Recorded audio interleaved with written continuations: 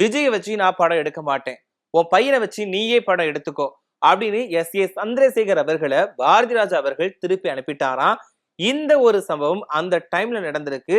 இந்த ஒரு வீடியோ தான் இப்போ ரொம்பவே வைரலா போய்கிட்டு இருக்கு இணையதளங்கள்ல. விஜய் கூப்பிட்டு வர்றாரு யாரு, சந்திரசேகர். இன்னும் தோணல எனக்கு இந்த பையன் மேல, அனுப்பிச்சு விட்டேன். இன்னும் நம்பர் 1 ஹீரோ. பாரதிராஜா ஐயா அவர்களுடைய மறைவுக்கு அப்புறமா இந்த வீடியோவை விஜயோட ரசிகர்கள் வந்து ரொம்பவே ஷேர் பண்ணிக்கிட்டு இருக்காங்க, இத வைரல் ஆக்கிட்டு இருக்காங்க. அவன்கிட்டே சொன்னேன், டே உன்னை நான் அனுப்பிச்சு விட்டேன் திருப்பி, இன்னும் மைண்ட்ல இருக்கு சார். பாரதிராஜா ஐயா அவர்களை பொறுத்த வரைக்கும் இவர் வந்து நிறைய ஹீரோவா இருக்கட்டும், ஹீரோயின்களா இருக்கட்டும், எல்லாத்தையுமே அறிமுகப்படுத்தி இருக்காரு. அது யார் யாரு அப்படிங்கிறது எல்லாருக்குமே தெரிஞ்ச விஷயம் தான். ஏன்னா அவரால் பயனடையாதவங்க யாருமே கிடையாது.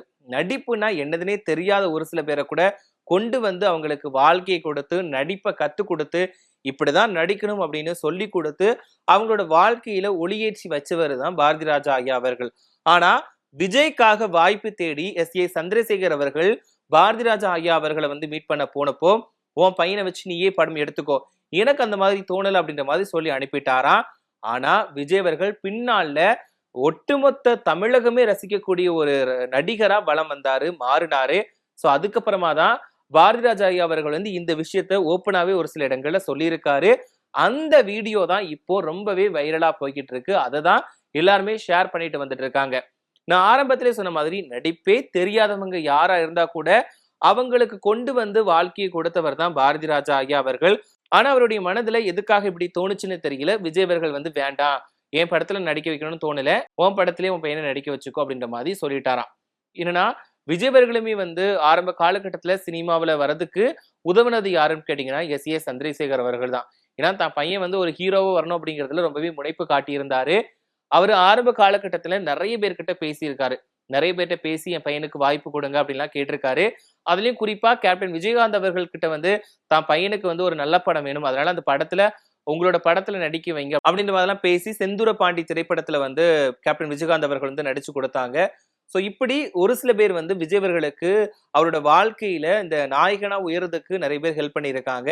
அந்த வரிசையில எஸ் சந்திரசேகர் அவர்கள் வந்து தன்னோட பையனுக்காக நிறைய பேர்கிட்ட வந்து பேசி அந்த முடிவுகள்லாம் மாத்த வச்சு நடிக்க வச்சு கொடுத்திருக்காங்க. சோ அந்த மாதிரிதான் பூவை உனக்காக திரைப்படம் கூட விஜய் அவர்களுக்கு வந்து வந்துச்சு.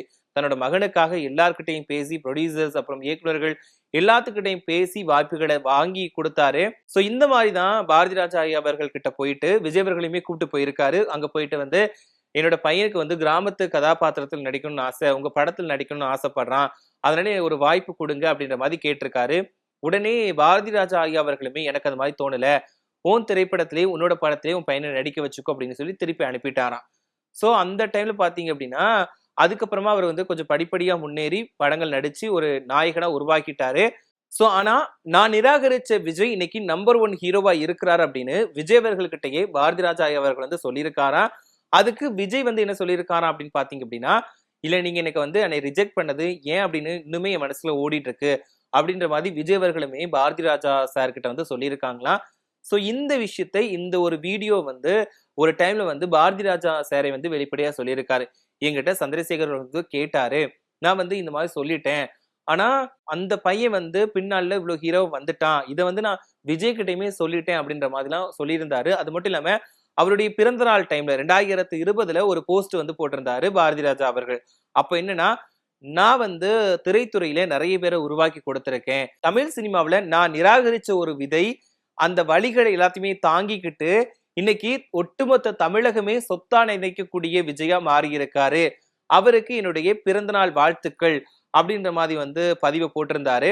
அதாவது வெற்றி அப்படின்ற வார்த்தையோட முதல் எழுத்தான வி அப்படின்ற எழுத்தை கொண்டிருக்கக்கூடிய விஜய் அவர்களுக்கு பிறந்தநாள் வாழ்த்துக்கள், 46வது பிறந்தநாள் வாழ்த்துக்கள், அவர் வந்து நீடூடி சிறப்போடு வாழ வாழ்த்துகிறேன் அப்படின்ற மாதிரி பாரதிராஜா அவர்கள் வந்து வாழ்த்து தெரிவிச்சிருந்தாரு. சோ இதுவுமே அவருக்கு வந்து ஒரு விஷயமா தோண்டி இருக்கு. நம்ம வந்து நிராகரிச்ச ஒரு பையன் வந்து இன்னைக்கு வந்து ஒட்டுமொத்த தமிழகமே சொத்தா பார்க்கக்கூடிய அளவுக்கு வந்து உயர்ந்திருக்காரு அப்படின்ற விஷயம் பாரதிராஜா ஐயா அவர்களுக்குமே வந்து தெரிஞ்சிருக்கு. ஏன்னா ஸ்டார்டிங்ல அவர் என்ன நினைச்சாரு ஏது நினைச்சாருன்னு தெரியல, விஜய் அவர்களை நிராகரிச்சுட்டாரு. பட் அந்த ஒரு நிராகரிப்பே விஜய் அவர்களுக்கு வந்து ஒரு ஊக்கமா கூட இருந்திருக்கலாம். ஏன்னா எல்லாருமே வந்து ஒரே நேரத்துல உதவி பண்ண முடியுமான்னு கேட்டா அது முடியாதுதான். பாரதிராஜா ஐயா அவர்களுக்கு அந்த கிராமத்து கதாபாத்திரத்துல அவர் நடிக்க வைக்கிறதுக்கான ஒரு தேவை இருந்திருக்காது. ஒருவேளை கிராமத்து கதாபாத்திரத்துக்கு வந்து அந்த டைம்ல செட் ஆக மாட்டார் அப்படின்னு கூட பாரதிராஜா சார் வந்து நினைச்சிருக்கலாம். அதனாலதான் நிராகரிச்சிருப்பாங்க. பட் ஆனா இப்போ இந்த வீடியோ தான் கொஞ்சம் ட்ரெண்டிங்ல போயிட்டு இருக்கு. ஏன்னா பாரதிராஜா சார் வந்து நான் நிராகரிச்சுட்டேன் அப்படின்னு அவரே அவரோட வாயால சொன்ன இந்த ஒரு வீடியோ தான் ரொம்பவே வைரலா போய்கிட்டு இருக்கு. இப்போ சமூக வலைதளம் ஃபுல்லாவே வந்து பாத்தீங்க அப்படின்னா பாரதிராஜா சாரோட வீடியோக்கள் தான் ரொம்பவே ஷேர் பண்ணிட்டு இருக்காங்க. ஏன்னா அவரோட நிறைய பேச்சுக்கள், நிறைய இன்டர்வியூஸ் கொடுத்த வீடியோக்கள் இது எல்லாத்தையுமே தான் ஷேர் பண்ணிட்டு இருக்காங்க. பாரதிராஜா சாரை பத்தி நிறைய மற்ற நடிகர்கள், நடிகைகள் எல்லாருமே புகழ்ந்து பேசின வீடியோக்களையுமே நிறைய பேர் ஷேர் பண்ணிட்டு வந்துட்டு இருக்காங்க. சோ அந்த வகையில தான் இப்போ விஜய் அவர்களை நிராகரிச்ச இந்த ஒரு வீடியோவுமே வெளியிட்டு இருக்காங்க. இப்போ விஜய் அவர்களை மட்டும்தான் அவர் நிராகரிச்சிருக்காரு. பட் ஆனா நிறைய பேருக்கு வந்து அவர் வாழ்க்கை கொடுத்திருக்காரு. ஏன்னா நம்ம சொல்லிக்கிட்டே போகலாம்.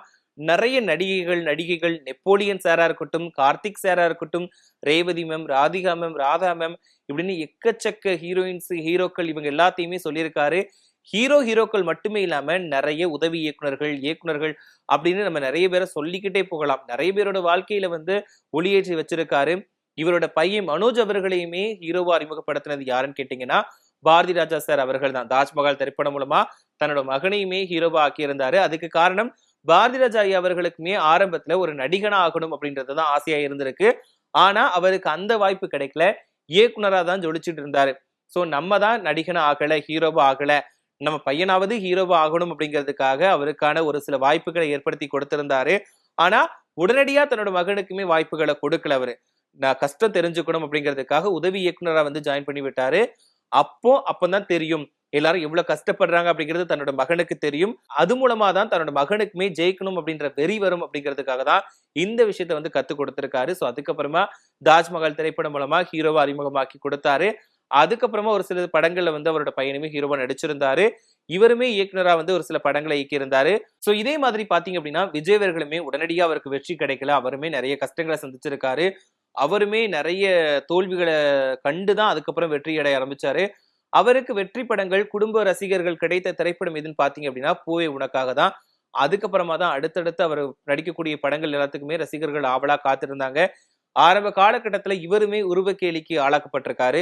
இதெல்லாம் ஒரு மூஞ்சா நடிக்க வந்துட்டாங்க அப்படின்ற மாதிரி விமர்சனங்கள் அவருக்கு முன்னாடியே பேசியிருக்காங்க. அந்த வழிகள்லாம் தாங்கிக்கிட்டு தான் விஜய் அவர்கள் வந்து ஒரு பெரிய நடிகரா பின்னாட்கள்ல வந்து உயர்ந்தாரு. எல்லாருமே வந்து அவருக்காக காத்திருந்த நாட்களுமே இருக்கு.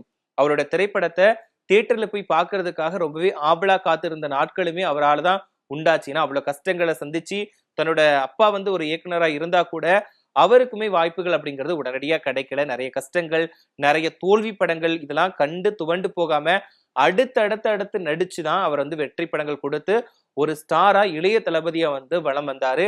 பட் இன்னைக்குமே அவரோட படங்களை பாக்குறதுக்கு எல்லாருமே ஆவலா காத்துட்டு இருக்காங்க. கடைசி அவரோட நடிப்புல ஜனநாயகன் திரைப்படம் வந்து உருவாகி இருக்கு. இந்த படம் வந்து இனிமே ரிலீஸ் ஆகாம இருக்குது. இந்த ஒரு படத்தோட ரிலீஸ்க்காக தான் எல்லாருமே ஆவலா காத்துட்டு இருக்காங்க. எஸ் ஃபைனலா அவர் வந்து முதலமைச்சர் ஆயிட்டாரு. தமிழ்நாட்டின் முதலமைச்சரா வந்து பொறுப்பேற்றுக்கிட்டாரு. பட் இருந்தாலுமே அவர் நடிப்புல உருவாகி இருக்கக்கூடிய ஜனநாயகன் திரைப்படத்தை பாக்குறதுக்கு எல்லாருமே ஆவலா காத்துட்டு இருக்காங்க. சோ இந்த வீடியோ பத்தி நீங்க என்ன நினைக்கிறீங்க அப்படின்ற உங்களோட கருத்துக்களை மறக்காம கமெண்ட்ல சொல்லுங்க. அது மட்டும் இல்லாம உங்களுக்கு விஜய் அவர்களை பிடிக்குமா அப்படிங்கிறதையும், விஜய் அவர்கள் நடிச்ச திரைப்படத்துல உங்களுக்கு ரொம்பவே பிடிச்ச திரைப்படம் எது அப்படிங்கிறதையும் மறக்காம கமெண்ட்ல சொல்லுங்க. அது மட்டும் இல்லாம உங்களுக்கு பாரதி ராஜா ஐயா அவர்களை பிடிக்குமா அப்படிங்கிறதையும், அவர் இயக்குன திரைப்படங்கள்ல உங்களுக்கு ரொம்பவே பிடிச்ச திரைப்படம் எது அப்படிங்கிறதையும் மறக்காம கமெண்ட்ல சொல்லிடுங்க.